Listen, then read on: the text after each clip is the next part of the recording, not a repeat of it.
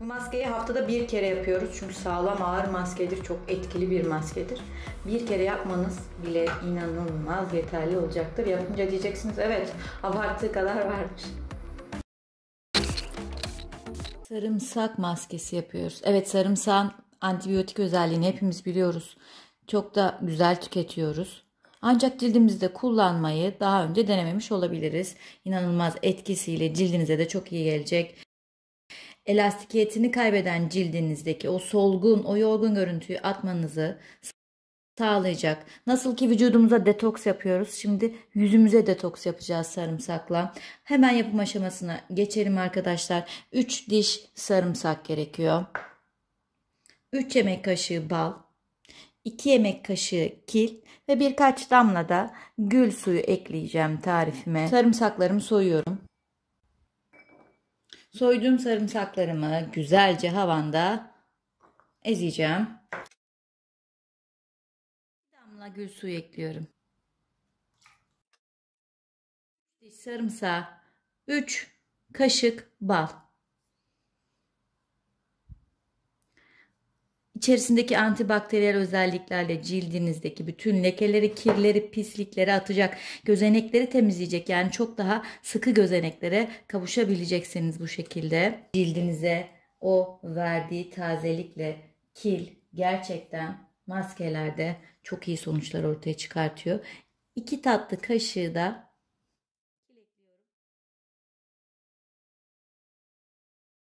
bu tarif kötü kokar mı diye çekinenler, endişe duyanlar için söyleyeyim. Evet, bu tarif kötü kokar. Yalnız bir 15 dakika sonra cildinizi temizlediğinde iyi ki de dayanmışım bu kötü kokuya diyeceksiniz. Çünkü sonrasında gül suyuyla temizleriz. Sevdiğimiz hoş kokan bir nemlendiricimizi süreriz ve hiçbir koku kalmaz. Ama cildimize bıraktığı o temizleme özelliği, o toksinleri atma, detoks özelliği o 15 dakikacık kokuyu çekmeye kesinlikle değer. Şimdi temizlediğim, arındırdığım, cildime hazırladığım bu harika tarifi uygulamaya geçiyorum. Bu maskeyi özellikle şuradaki sivilce için test etmiş olalım arkadaşlar. İşe yarayıp yaramadığını birlikte görelim. Bakalım kısa sürede sivilcemizi ve sivilce izlerini ortadan kaldıracak mı?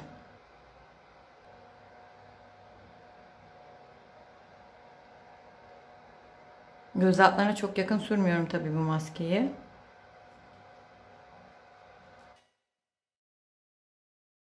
Biraz yakıyor bu maske, yani sivilceli alana sürdüyseniz yakıyor. Diğer alanlarda sıkıntı yok. Ama bu da onun ne kadar işe yaradığını gösteriyor. Kil yaralarımızı iyileştiriyor. Cildimize elastikiyet veriyor. İçerisine bal da kullandık. Süper oldu bence. Bakalım nasıl olacak. Eğer sivilceli bir alana kullandıysanız yanma yapacağı için bekleme süresini azaltın. 5 dakika yeterli olacaktır. Bu şekilde tüm cildimize maskemizi sürüyoruz. Bu maskeyi haftada bir kere yapıyoruz. Çünkü sağlam ağır maskedir. Çok etkili bir maskedir. Bir kere yapmanız bile inanılmaz yeterli olacaktır. Bekliyoruz. 10 dakikanın ardından maskeyi cildimden çıkarttım. Soğuk suyla yüzümü yıkadım. Bazen arkadaşlar soruyor ama en etkilisi hangisi, ama en beğendiğin maske hangisi? Bu çok etkili. Bu gerçekten çok etkili. Çünkü hem kil var, hem sarımsak var, bal var, gül suyu var. Müthiş. Çok etkili. Yalnız çok hassassa cildiniz, bu maskeyi denemeyin arkadaşlar. Yanma yapacaktır. Ama hani ben sonrasında tazelerim cildimi, güzel yoğun bir şekilde nemlendiririm diyorsanız kullanın. Ya da küçük bir yerde bir test yapın, sonrasında kullanın. Çünkü en etkili maskelerden biri. Peki sarımsak kokusuyla ilgili ne diyorsun derseniz, koku biraz hala var. Güzelce yıkamama rağmen çok az da olsa koku var. Bunun için ne yapacağım? Bir pamuğa gül suyu döküyorum. Bolca gül suyuyla siliyorum şimdi cildimi. Nemlendirici olarak ne yapıyorsun derseniz, bazen hazır jelini kullanıyorum.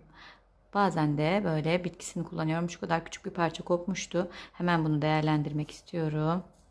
Şöyle ortadan açıyorum. Geri kalanını da akşam kullanırım. Böyle cildime Yanlarınıza da sürebilirsiniz aloe verayı. Böyle nemlendirdim. Maskemi yaptım. Sarımsaklı maske yaptıktan sonra bir gece aloe verayı bekletmiştim. Şimdi diğer küçük parçayı koyacağım. Bakın oldukça iyileşmiş durumda sivilce. Maske gerçekten çok iyi geldi. Üzerine de aloe vera nemlendirmeyi çok güzel yaptı. İyileştirmeyi çok güzel yaptı. Mümkün olduğu kadar da bunu böyle bir 5-6 saat bekleteceğim. Sonucu birlikte göreceğiz.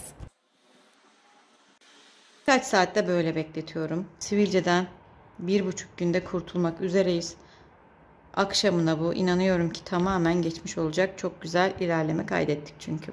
Ne yaptık? Önce sarımsak maskemizi yaptık. Üzerine aloe vera parçalarından ayırdık ve mümkün olduğu kadar uzun şekilde beklettik. Evet, yüz detoksumuzu yaptık bugün. Sarımsaklı maskemizle yüz detoksumuzu yaptık. Aloe veramızı sürdük ve uygulamamızı bitirdik. Çok iyi oldu.